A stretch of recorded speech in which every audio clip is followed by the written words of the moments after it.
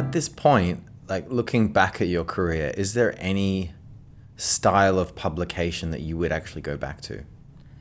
Yeah, 100%. It's funny because this was more of a recent realization for me. You know, it takes time sometimes. You need a bit of distance to see. But I never left the world of publishing because I didn't love it. I absolutely loved it. And career-wise, it is still the love of my life. And I think, you know, when you talk to any of my like fellow journalists, or rather like former journalist friends, we all feel the same. Yeah.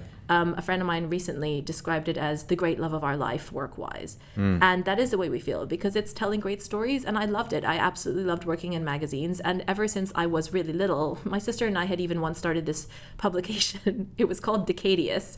And our plan was, we had hand-drawn it with this pencil on this piece of paper, and it was, we'll release it once a decade. We have done one issue, and then it went out of print. Let me just put it that way. Yeah, it was really funny. It was the most ridiculous news stories. But I had been enjoying that my whole life. And even when I was in college, started this little publication called International Geographic with another one of the international students. And it had always been there. I just never really thought about it and took it seriously because of that whole sort of career direction thing. I'd never considered it as a viable career. Once I started doing it, it felt so natural. And even now, after all these years, having not worked in magazines for a little while, nothing else has ever felt like that. Yeah. And I think there's this feeling in someone where when you're doing what you're meant to be doing, it's not a job, it's not even a career, it's a vocation. Just kind of feels right. It just feels different, yeah. And I mean, that is when I truly understand the meaning of, if you truly love what you do, you'll never work a day in your life. Yeah. Sometimes people say you should be careful not to do something that you're passionate about because you'll grow to hate it. Yeah. But I think it depends on how you do it, right? I'm not going to say it was all perfect. There were a lot of ups and downs, and it was very intense. But ultimately, the reason why I left was not because I loved the work. It was because it was becoming unsustainable for me in the way that it was presented. Yeah. You know, I hadn't had a raise in multiple years. You know, publishing had taken a big hit. You know, the way things are run, there was not a lot of competition in this part of the world at the time. And so my team had dwindled down to such a small size that, you know, I was there able to do what I did because I was so passionate about it, but the burnout was real. And ironically, I had to leave Women's Health for the sake of my own health. And then I moved on to an agency, and I loved working there, and then moved on to Zomato after that, did a little stint as a freelancer, then moved on to Zomato, where I learned a lot about digital content. And that was another reason why I wanted to leave, because I knew that at the time, working primarily or only in print was going to hurt my career in the long run. Adapt or die, right?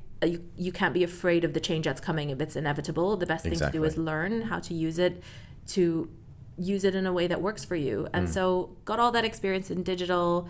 You know, I've been in and out of various different types of companies.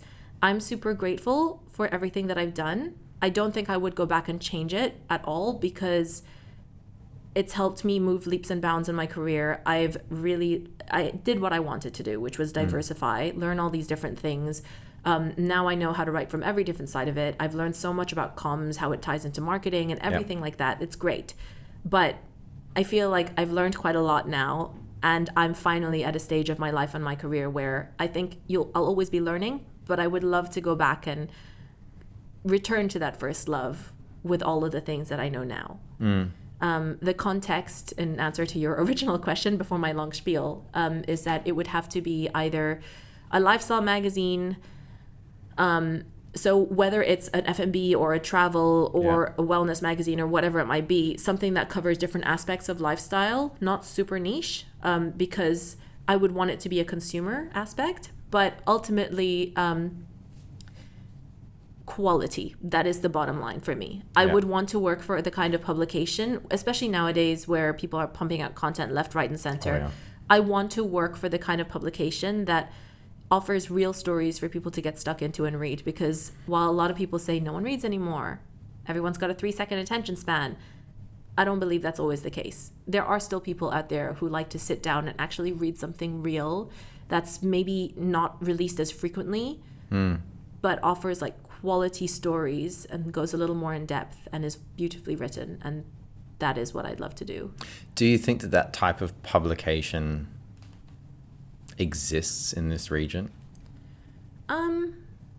maybe one or two contexts. There are some great things I like to pick up and read, but to be honest, I do feel that it's missing. And I'm sure there's publications where there's sort of sections of the publication that match to that. Yeah. But do you think that there's an entire piece of work as a singular publication instead of pieces of it, but an entire works? It may exist already.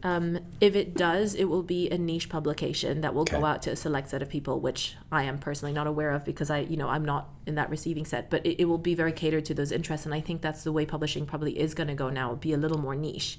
And at the end of the day, I do believe that while there's interest for it, it's the funding that's the big question mark. Yeah. Because the model for publications is so often just tied so heavily to the advertising.